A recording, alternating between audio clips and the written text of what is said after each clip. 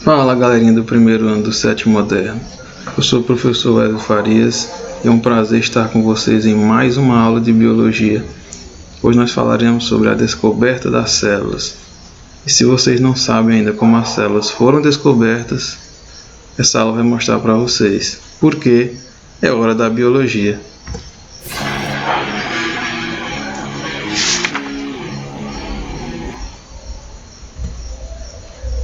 Então pessoal, nós sabemos que os seres vivos são feitos de células. Mas como essas células foram descobertas? Então é importante nós sabermos que a invenção do microscópio foi uma condição necessária para que as células fossem descobertas. O microscópio, que é um instrumento capaz de ampliar as imagens, e aí possibilitou a descoberta das células. Nesse momento, eu vou fazer um breve histórico da invenção do microscópio e da descoberta das células, destacando algumas datas, algumas figuras importantes. Porém, eu peço a vocês que não se preocupem com as datas, apenas com as figuras, ok? Então vamos lá.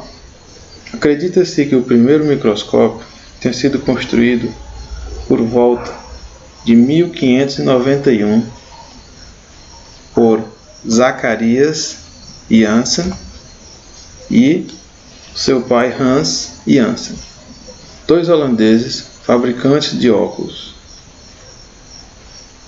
Entretanto, esses dois eles não realizaram nenhuma observação microscópica e nenhum tipo de material biológico.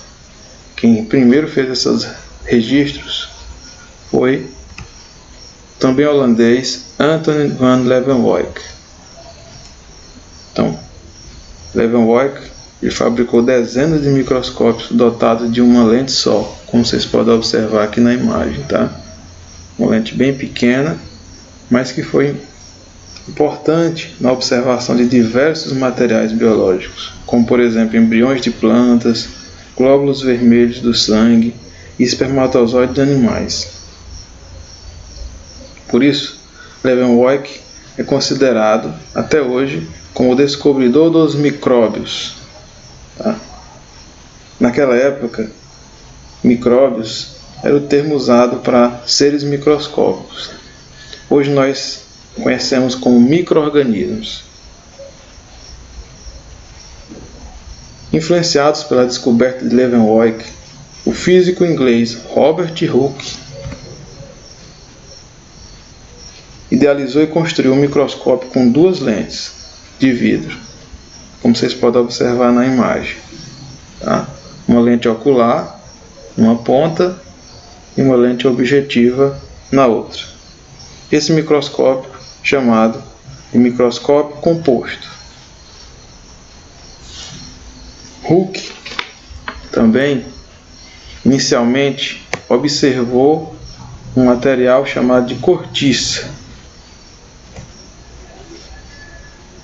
Esse material que vocês podem observar aí foi extraído da casca de certas árvores, né, que é usado na fabricação de rolhas de vinhos, por exemplo.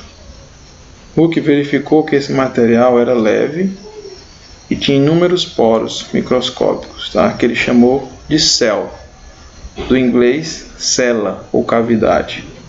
Então, cada buraquinho desse da cortiça, Robert Hooke chamou de cell.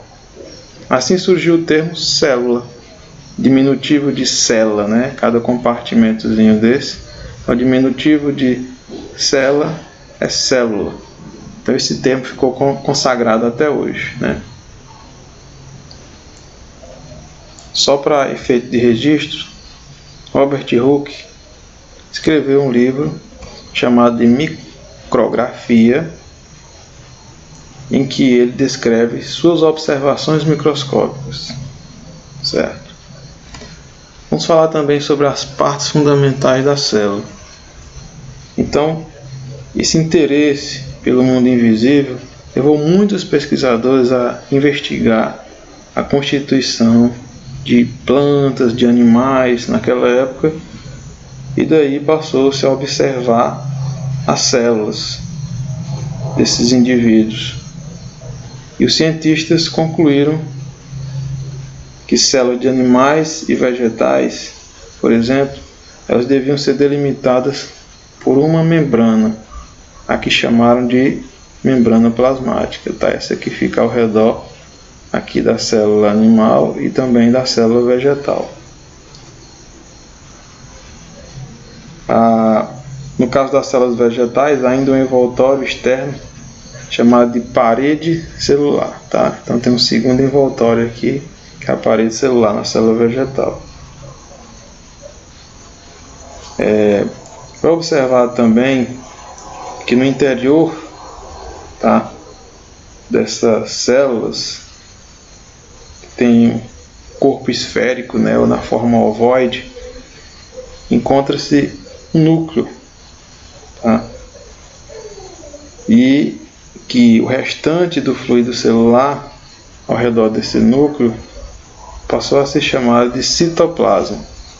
Então, esse conteúdo aqui é o citoplasma e aqui nós temos o núcleo, tá? Tanto da célula animal quanto da célula vegetal. Então, essas partes, na verdade, essas três partes, elas são fundamentais. Ou seja, não importa que a célula animal e vegetal vão ter estruturas diferentes, mas que essas três partes, elas estão contidas tanto na célula animal quanto na célula vegetal. Por isso elas são fundamentais das células. Vamos falar também sobre a teoria celular. Em 1838, reunindo estudos próprios e de diversos outros pesquisadores sobre a estrutura celular dos vegetais, o botânico Matthias Schleider lançou a ideia de que todas as plantas são constituídas por células. Então vocês veem a imagem de Matthias Schleider, que era botânico. Ele disse que todas as plantas eram formadas por células. Também em 1839, o zoólogo alemão Theodor Schwann chegou à mesma conclusão para os animais, né? E juntando essas ideias, eles começaram a formar o que seria a teoria celular, tá? Então a teoria celular, ela tem três ideias, né, fundamentais, as três premissas, tá, fundamentais da teoria celular. Primeiro, todos os seres vivos são formados por células. Segundo, as atividades que são essenciais à vida sempre vão ocorrer dentro das células.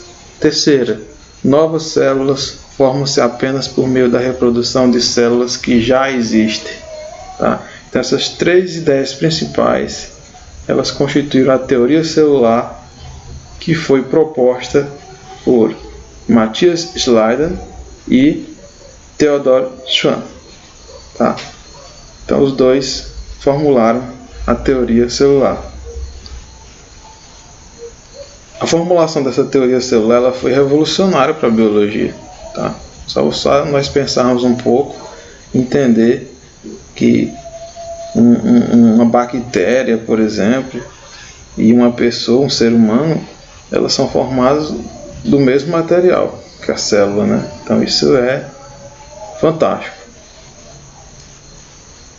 Tanto a descoberta da célula, né, quanto o desenvolvimento da teoria celular que nós acabamos de ver, abriu um novo campo de estudo na área da biologia, que é essa que nós estamos vendo agora, a citologia. Então a citologia, ela estuda as células, tá? E nós sabemos que as células são importantíssimas e são a base do estudo de muitas outras áreas da biologia também. Okay?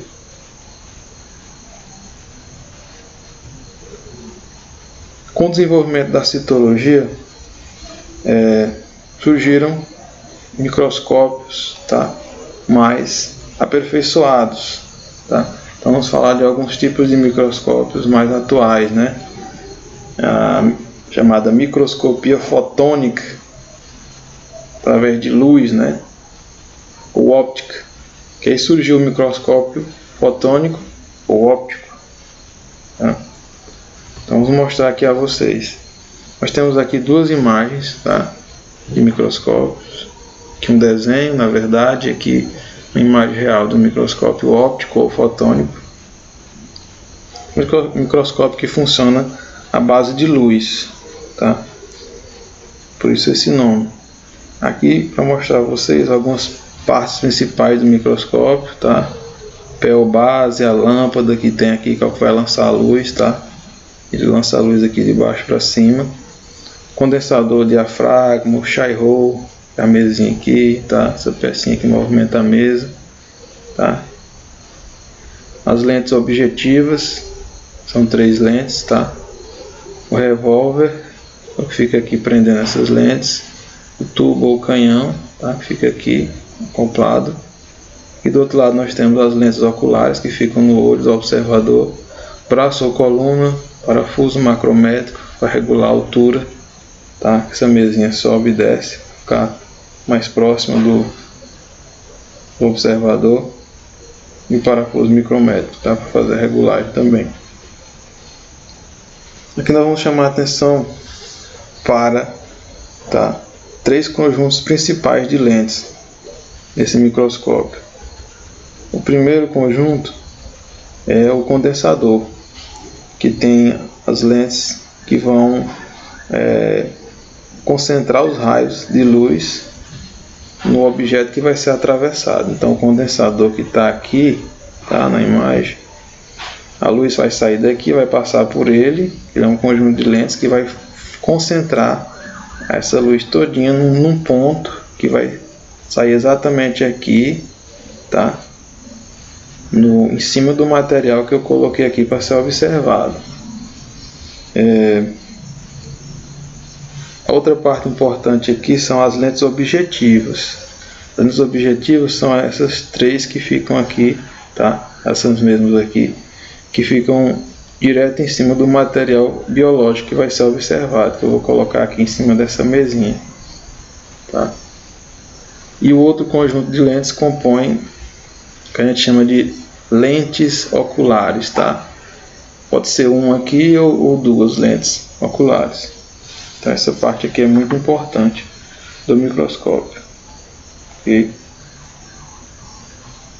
Uma parte que também é importante nós sabermos é o poder de aumento da imagem, né? Quanto que a imagem está sendo aumentada, quantas vezes. Então vamos fazer aqui um cálculo básico. Digamos que eu tenho uma lente objetiva que aumenta 50 vezes, tá? Eu vou usar uma dessas 3 lentes aqui, não posso usar as 3 ao mesmo tempo, eu vou usar uma delas e digamos que ela aumente 50 vezes a imagem. E aí eu vou observar ela com um par de lentes ocular que aumenta 10 vezes a imagem. Então como é que eu vou saber qual é o aumento total dessa imagem que eu estou visualizando, tá? Desse material, a imagem do material que eu estou visualizando. Então eu multiplico o valor da minha lente objetiva, tá? Que eu estou utilizando, com o valor das minhas lentes oculares. Então é 50 vezes 10, o aumento é de 500 vezes, tá? Então essa imagem aqui ela está sendo aumentada 500 vezes, tá? O poder de resolução da imagem é de 500 vezes, ok? Então pessoal, espero ter ajudado vocês. Obrigado pela atenção. Se vocês gostarem do vídeo, vai lá no canal, deixa o joinha de vocês, comentem e até a próxima aula.